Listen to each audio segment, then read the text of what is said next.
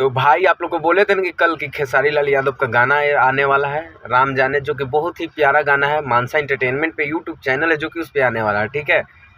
तो दोस्तों आप हमारे वीडियो के अंत तक बने रहें और चैनल पे नए हैं तो चैनल को सब्सक्राइब कीजिएगा। और खेसारी लाल यादव का अगर जो हर एक दिन न्यू जानकारी जानना चाहते हैं तो इस चैनल को सब्सक्राइब कर लीजिए।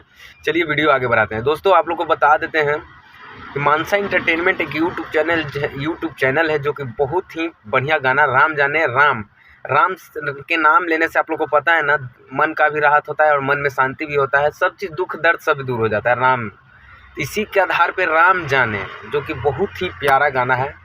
और खेसारी म्यूजिक वर्ल्ड, बदनाम एंटरटेनमेंट, सब बहुत बड़े बड़े चैनल से कम्युनिटी मारे गए हैं मानसा एंटरटेनमेंट के। तो आप लोग जाइएगा, खेसारी म्यूजिक वर्ल्ड भी खोलिएगा ना तो गाना मिल जाएगा आपको, क्योंकि उस चैनल से प्रमोशन किया गया है मानसा एंटरटेनमेंट का, ठीक ना। तो आप लोग जाइए, इस वीडियो को छोड़िए और जाइए, उसको प्यार दुलार सपोर्ट जितना देना है दीजिए भाई मेरे।